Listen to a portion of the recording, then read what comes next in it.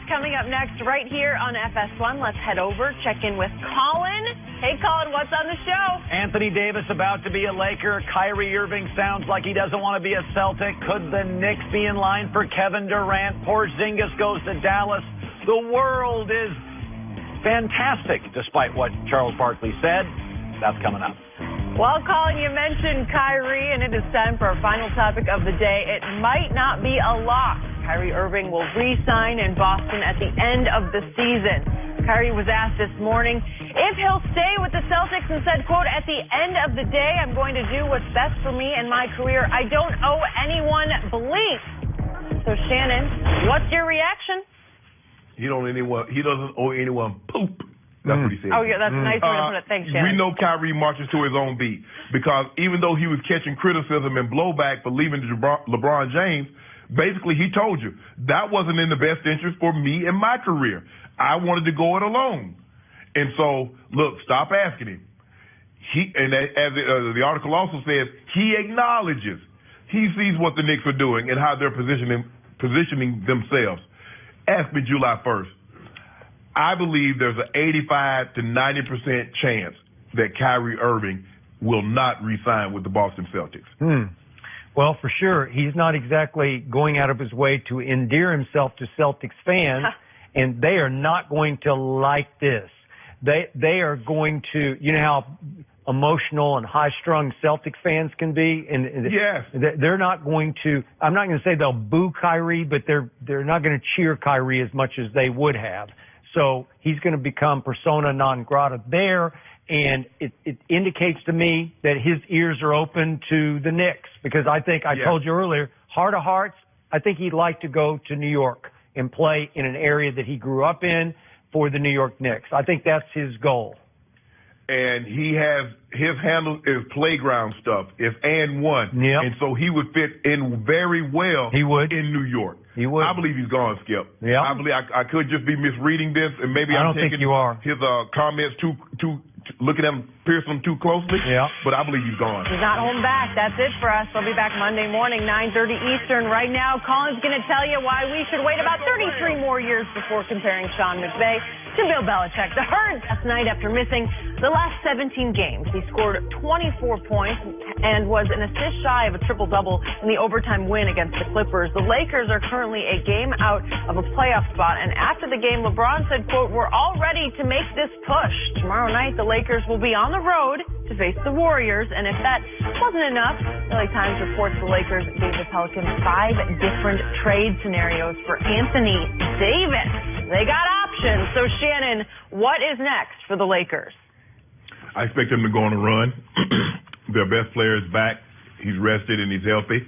He's going to have to play his way back into, peak game conditioning. And eventually, as it progresses, he will trust that growing more and more, knowing that he's 100% healthy, and he'll be LeBron James all over again.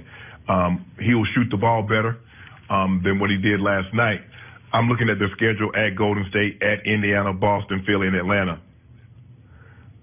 I think they're going to be a worst-case scenario 4-1, maybe 3-2 would be the worst. But I can see 4-1 in this scenario, Skip Bayless. They're about to make this move.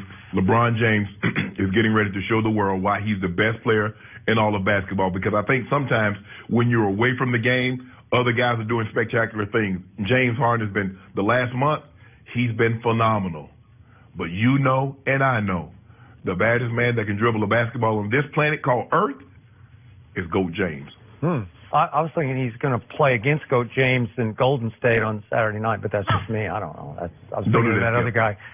So you're predicting 4-1 on this road trip leading up to That'll be a best case scenario, worst case 3-2.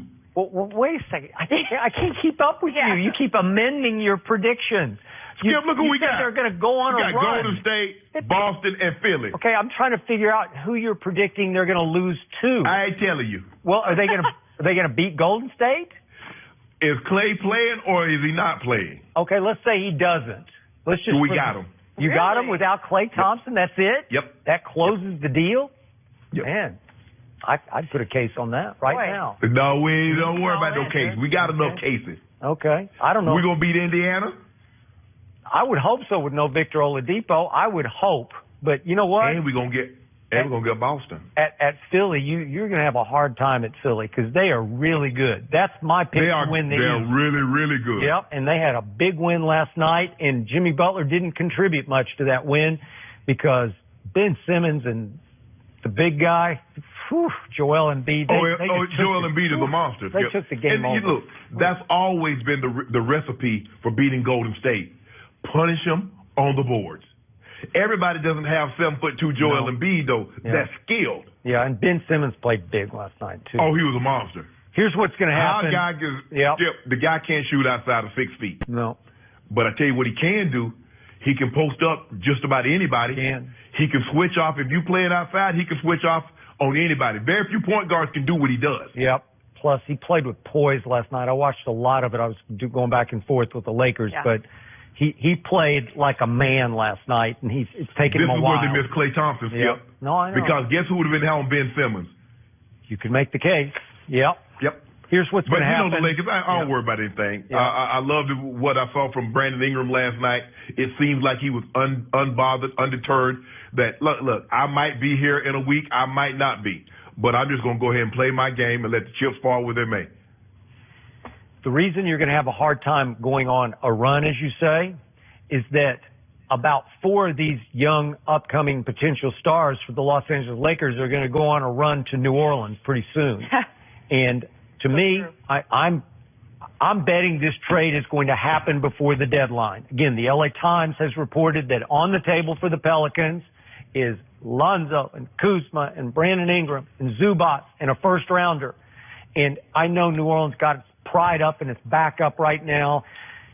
Can't force his way out of here, but I think Dell Demps will come to his senses, see the light by next Thursday, 3 o'clock Eastern time. That would be on the evening they play at Boston.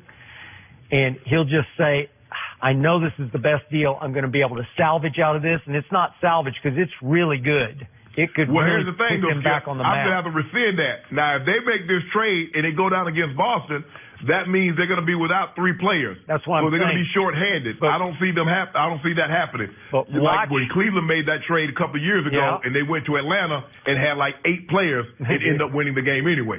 The problem is that the drumbeat is going to grow louder and louder, I think, for this trade. And the young Lakers are going to get more and more distracted and maybe disheartened by this prospect. Not that they don't want to be Pelicans, but it's just going to discombobulate the basketball team on the road as they have to play hard games. Indiana's still a hard game even without Victor because they're still a good basketball team. So they're all right. Yeah, they're all right. But again, the point is, if you start to get distracted by the impending trade, I don't know that they're going to be locked in for Golden State, Indiana, Philly, Boston. My recommendations: do not watch any television and get off social media until next Friday. That is a good recommendation. I would agree with that. But, you know, these kids, I don't think that's going to happen. And I do think they're going to play Fortnite. Don't they like Fortnite still? Yeah. Well, you could do that. But the point is, if they struggle, they're going to be in a pretty deep hole coming out of the break. But I think they're going to come out of the break with LeBron and Anthony Davis. And well, you got the schedule, Lakers schedule right there in front of you. What do you think they're going to do coming off this road trip? You mean off the road trip? Yeah. I don't have that. What's their record? I only did the... They got at Golden State, at Indy, at Boston, I know that. at Philly. Oh, what do I think now? Yeah, what's their record? Again, I think the team's going to get distracted, and I think they're going to have a hard time. I think they might just win the one at Indiana. That might be the only one they win. Man, you crazy. Well, until the deadline. Then they got Atlanta just after the deadline and before the All-Star break. Yep, you're right. We're about to go on a run here. Yeah. All right. Well, I just told you. Might be 5-2. Yeah. Might be. But what is it? I like it. Yeah. I like my chances. You know what? Atlanta's no pushover now either. They've been playing pushover. High level. Cream puffs. Really? Yeah. Oh, okay, given. So 5-2. Wait, what? How did you get 7 games out of this? Because after the All-Star break, we got Houston after the break, and then we got the Pelicans. At home, but then on the road against New Orleans and Memphis. So I think only 2 home games in the entire month of February. Wait, they go to New Orleans? Yes. Now that would be a show. To New Orleans. What if half the Lakers are Pelicans that night? It changes. Ooh, that would be interesting. It's an interesting. I'd watch that. We'd be that. just fine. Yeah. The confidence from this guy now that LeBron's back. Yeah. Old goat James. We feel it from here, even though you're not even with us. We can just sense it. I don't know where the celebration was this morning. We didn't even have it from you. I got a feeling the Goat Master be out on Monday, and not for who you think, Skip Bayless. Really? Yeah. Oh, in honor of Tom Brady? No. Huh. Well, you conceded Old to Goat me. James gonna do something Saturday night. But two Mondays ago, you conceded. You give it up. You give in. Tom Brady's the GOAT. Didn't you say that? Yeah. Okay. I might get me a Jerry Goff jersey. I'm gonna try to find me a Jerry Goff jersey while I'm down here. Really? Well, good luck with that, because I don't know what you're going to do with it. You're going to have to burn it. Well, I'm gonna wear it on Monday. Really?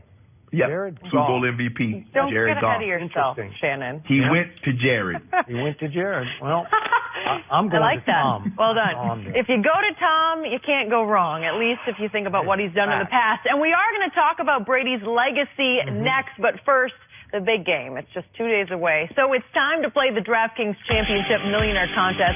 They've got $3 million in total prizes and a $1 million top prize. Just use the promo code FS1. Here's how to play.